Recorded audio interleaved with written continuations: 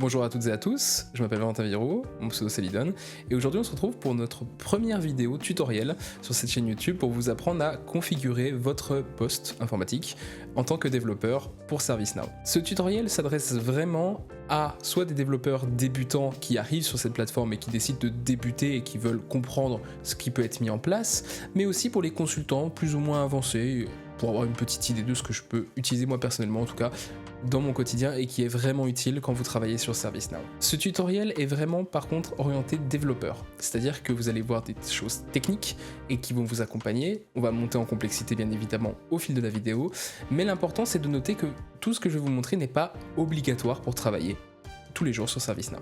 C'est juste un must-have que je conseille pour gagner en productivité et surtout pouvoir aller toujours plus loin, comme ce que j'ai pu présenter dans ma vidéo d'introduction. Si vous ne savez pas qui je suis, je vous invite à aller voir la vidéo qui est épinglée en page d'accueil de cette chaîne YouTube pour mieux comprendre mon parcours, mais pour faire très résumé, je viens d'un background de développeur full stack et donc j'ai commencé à devenir consultant ServiceNow il y a un peu plus de 5 ans dans l'optique d'aller toujours plus loin dans le développement. Ce guide va être découpé en plusieurs parties. La première partie va être orientée plus aux consultants non techniques ou aux jeunes développeurs qui souhaitent se lancer sur ServiceNow et qui ne savent pas par où commencer. En deuxième partie, nous allons voir comment, avec une extension de navigateur, vous pouvez augmenter drastiquement votre productivité au sein de la plateforme, et surtout comment utiliser cette extension dans le but du développement de ServiceNow. Allez, on commence. Donc pour commencer, que vous soyez consultant, senior, junior, peu importe, il y a un site que vous allez consulter toute la journée. Ce site s'appelle ServiceNow Developer. Qu'est-ce que ce site? Pour ceux qui le connaissent déjà, vous pouvez skipper cette partie de la vidéo, mais pour les débutants, ça va être la Bible, concrètement, de votre travail.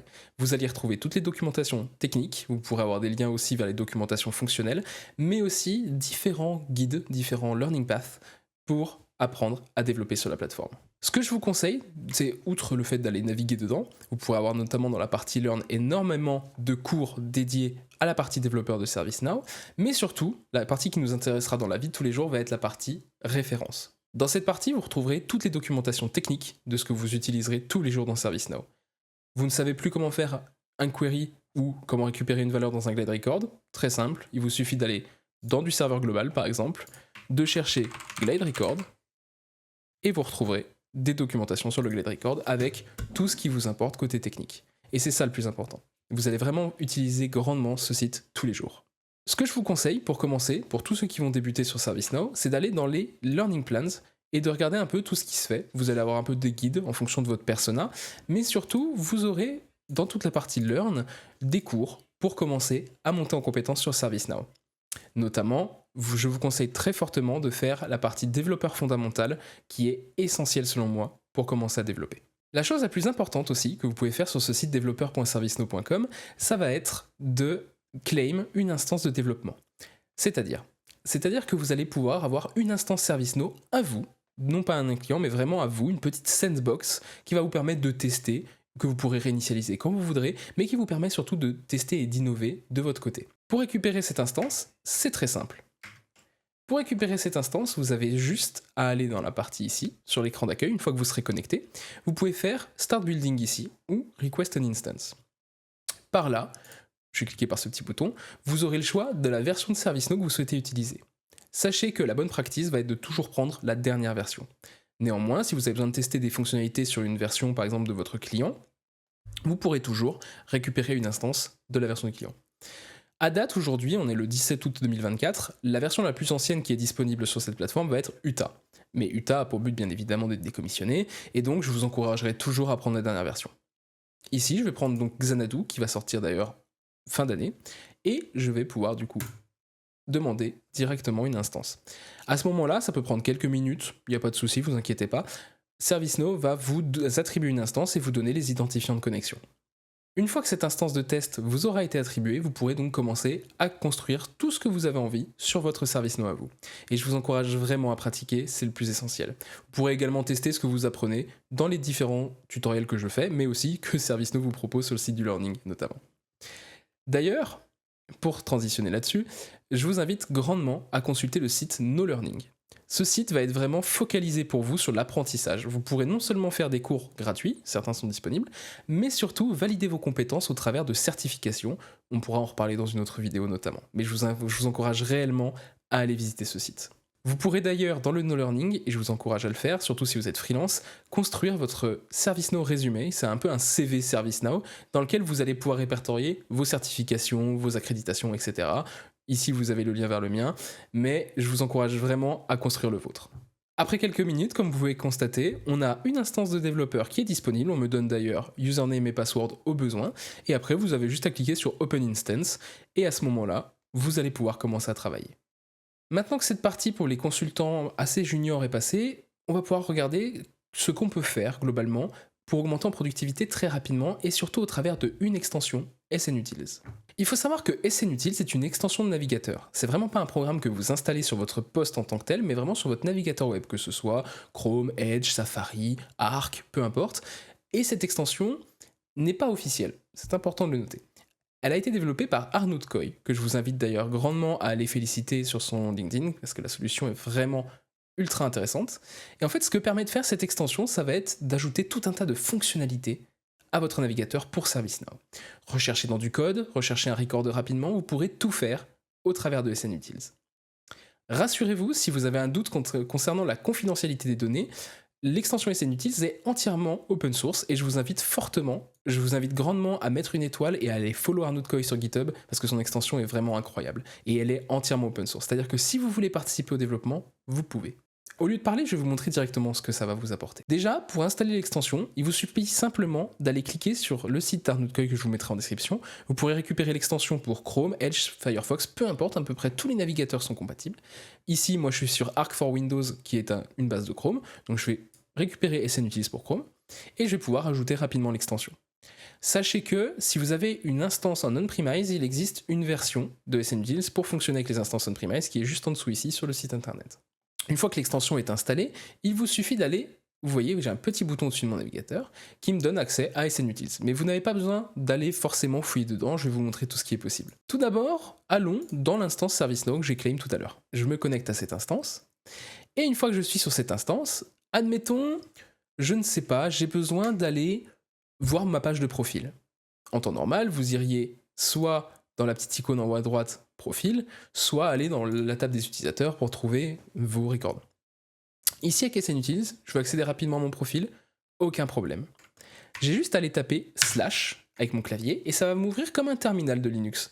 Et l'avantage, c'est qu'à partir d'ici, vous aurez tout un tas de commandes qui vont vous permettre de réaliser tout un tas d'actions rapidement. Admettons, je veux accéder à ma page de profil, j'ai juste à taper /me et appuyer sur Entrée. Et là, automatiquement, mon navigateur va me rediriger sur la bonne page. Mais pas que. Admettons, vous avez besoin de récupérer des incidents. Je peux faire / le nom d'une table, ici incident, et j'ai directement accès à ma table incident. Besoin de faire que les incidents qui sont actifs, je peux faire / incident avec le -a qui va automatiquement mettre active égale true. C'est magique. Maintenant, admettons, j'ai envie de vérifier que dans un de mes scripts, je fais appel à un script include. Et ben, j'ai juste besoin de faire /code, je vais l'appeler incident, et là, il va aller chercher dans mon instance toutes les traces du mot incident dans du code. Et vous voyez, ce gain de productivité que vous pouvez avoir, il est immense. Et ce n'est que la surface de l'iceberg. Je ne vais pas pouvoir vous faire une vidéo complète pour vous montrer tout ce qui est capable avec SNUtils, mais je vous encourage vraiment à aller sur le site de Arnaud Coy, et tout en bas, vous avez ce qu'il appelle la cheat sheet, donc la feuille de triche, dans laquelle vous pourrez retrouver notamment un guide de beaucoup de commandes. Sachez qu'on va certainement faire une vidéo pour parler de commandes custom, parce que vous pouvez même développer vos propres commandes, mais ça, je le garde pour une prochaine vidéo. On est vraiment plus sur un overview. SNUtils est vraiment un énorme atout pour vous, dans la vie de tous les jours, en gain de productivité, et vous voyez, c'est pas forcément du technique. Maintenant, pour les techniciens et les développeurs, c'est là où tout rentre en jeu. C'est qu'avec SNUtils, vous pourrez avoir tout un tas de bonnes choses, notamment côté code. Laissez-moi vous montrer. Retournons dans notre instance ServiceNow, et je vais aller créer un petit script include. Pour les plus anciens d'entre vous, ou ceux qui sont arrivés du moins il y a quelques releases, vous savez que on n'a pas forcément un éditeur de code très bien pensé en fait dans ServiceNow, il n'est pas forcément très intuitif. Malgré que depuis Xanadu, même avant, même depuis Washington, la plupart des codes éditeurs sont maintenant passés sur la version un peu VS Code Web, mais c'est pas encore top. Mais grâce à SNUtils, je vais vous montrer. Je vais directement aller ici taper test script include, peu importe, et je vais vouloir modifier son code. À ce moment-là, au lieu de taper directement ici, je peux cliquer sur la petite, ici, sur le petit caractère qui a été rajouté, et ça va m'ouvrir un code editor dans lequel je peux taper du code. C'est comme un VS Code sur le web. Je vais pouvoir taper des choses, par exemple, ici je vais taper un test comment, et je vais sauvegarder. Et donc là, si je retourne en arrière, on voit bien que mon script a été mis à jour. Ça va vraiment vous permettre d'avoir un VS Code dans votre navigateur. Mais pas que. Regardez. Je veux comparer avec la version qui existe avant. Je rajoute un autre commentaire. Test 2. Pas de souci, je sauvegarde. Et là, donc je peux fermer, on voit bien que ça met à jour. Mais si je réactualise cette page-là, je peux rapidement, comme sur un guide classique avec des commits, je peux aller comparer les versions. Et ça, encore une fois, c'est super utile. Et je vous encourage vraiment à l'utiliser dans la vie de tous les jours. Maintenant, j'ai pu rapidement parler de tout ça, c'est bien, on a pu voir des choses, mais je vous encourage encore plus à aller encore plus loin avec SNUtils, et notamment via le lien avec VS Code. Pourquoi Visual Studio Code ? J'utilise beaucoup cet éditeur de code, je vous encourage à prendre celui qui vous intéresse, mais surtout, SNUtils est disponible pour VS Code et je vais vous montrer tout de suite. Tout d'abord, je vous encourage à télécharger donc VS Code. Il est disponible sur à peu près toutes les plateformes. Je vous encourage à aller sur le site de Microsoft pour le télécharger. Et une fois que vous l'avez téléchargé et que vous l'avez lancé, je vais vous montrer comment le configurer, comme du moins je le configure dans mon quotidien en tant que développeur ServiceNow. Pour commencer, je vous encourage énormément à installer une extension. Cette extension s'appelle Prettier. Ce que va faire cette extension, c'est de formater automatiquement votre code dans vos fichiers dès que vous allez sauvegarder notamment. Une fois que vous avez cliqué sur installer, il faut juste aller l'activer. Et donc pour ceci, je vous encourage à aller dans la roue crantée, paramètres, à chercher formateur, default formateur et de faire Prettier code formateur. Oui, c'est celui-ci. Et je vous encourage également à cocher les cases format on paste et format on save. Laissez-moi vous montrer l'intérêt de Prettier. Admettons, je vais créer un fichier JSON ou un fichier JS, peu importe. Hop, je vais créer un fichier JSON et je vais commencer à taper du JSON pas propre. C'est-à-dire que là, je vais mettre un tab, je vais mettre des tests, etc. Vous avez déjà vu plein de choses comme ça dans votre quotidien, plein de code qui n'est pas propre. Maintenant, si j'appuie sur sauvegarder, ça formate mon code automatiquement. Admettons, je vais rajouter plein de propriétés. Donc là, on voit test. Je mets plein de tests et vous voyez, automatiquement, même quand je colle, ça formate le code. Et ça, c'est super important parce que dans la vie de tous les jours, même dans votre maintenance au long terme, avoir un code formaté est essentiel. Autre extension que je vous encourage très fortement donc à installer, c'est l'extension d'SNUtils. Pourquoi ? Car grâce à cette extension, toujours développée par Arnaud de Coy, on va pouvoir relier un ServiceNow à votre VS Code et pouvoir développer en parallèle. Et ça, c'est incroyablement puissant. Laissez-moi vous montrer comment ça marche. Une fois que vous avez installé l'extension, ce que vous avez besoin de faire dans VS Code, c'est juste d'ouvrir un dossier. Ce dossier, je vais en créer un que je vais appeler SNUtils et je vous encourage à le faire. Et une fois que ce dossier est créé, hop, vous pouvez faire confiance à l'auteur, c'est vous l'auteur. En bas à droite de votre VS Code, vous retrouverez un Click to Start. Ici, vous pourrez cliquer pour lancer SNUtils et je vous encourage à le faire dès maintenant. Et maintenant que ça tourne, il suffit juste de retourner dans votre navigateur, ici, dans notre toujours instance ServiceNow, on est toujours sur mon script include, sauf qu'au lieu de cliquer sur la petite icône ici, cliquez sur la disquette. Et en cliquant sur cette disquette, vous allez avoir un onglet qui va s'ouvrir. C'est SNUtils qui va ouvrir un onglet et qui va vous demander l'autorisation de créer le lien entre VS Code et SNUtils pour cette instance. Ici, je suis sur mon instance, je peux valider. Et à ce moment-là, si on regarde côté VS Code, automatiquement, on a une structure qui s'est créée et on va retrouver une copie à l'identique de mon script dans l'instance. Et là, je peux développer dessus. Admettons, je vais créer une fonction, je vais l'appeler testfunc, une fonction qui va renvoyer un hello world, exactement.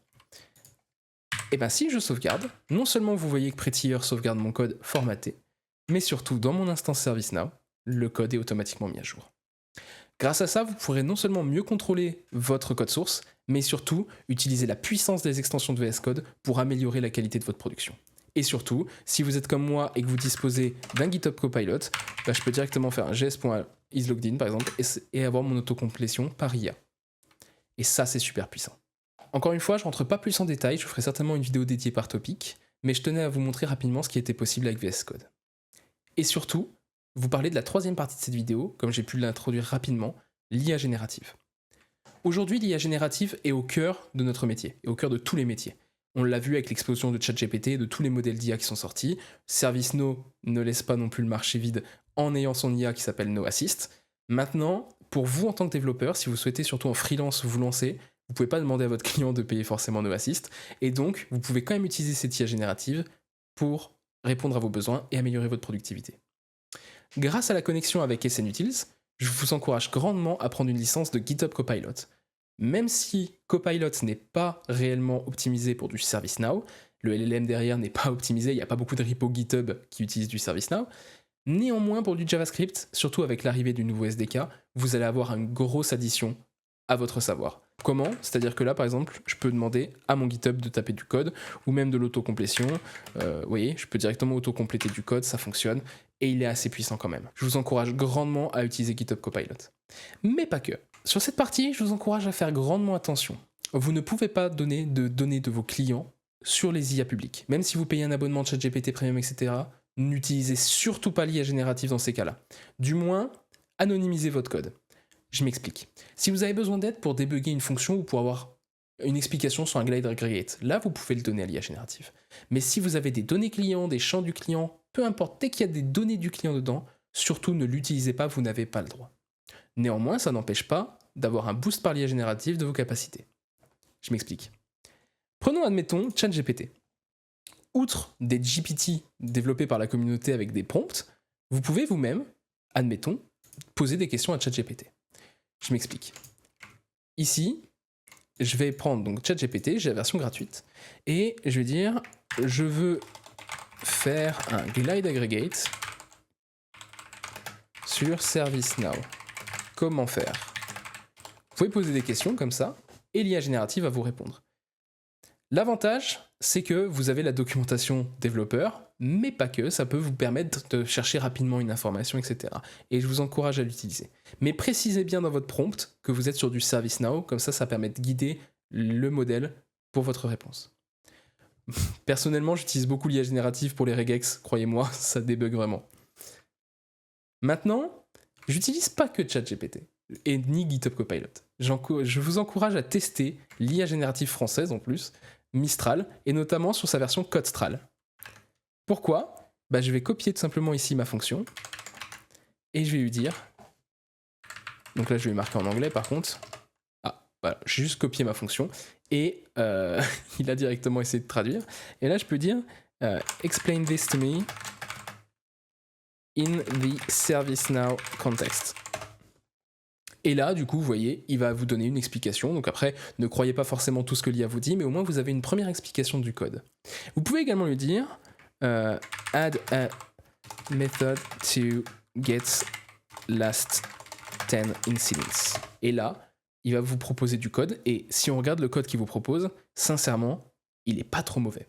Et donc, si vous êtes un junior, notamment, je vous encourage grandement à utiliser l'IA qui va pouvoir vous aider à améliorer votre code, même si ne prenez pas tout ce que l'IA vous dit pour argent comptant, regardez la documentation, comme on dit, RTFM. J'espère que cette première vidéo vous a intéressé, elle est un peu déstructurée je sais, mais c'est ma première et j'essaie vraiment de m'améliorer là-dessus. En attendant, je vais refaire des vidéos focalisées sur chacune de ces parties pour pouvoir détailler plus davantage. N'hésitez pas à me poser vos questions ou les sujets que vous souhaitez aborder en commentaire ou sur mes réseaux sociaux.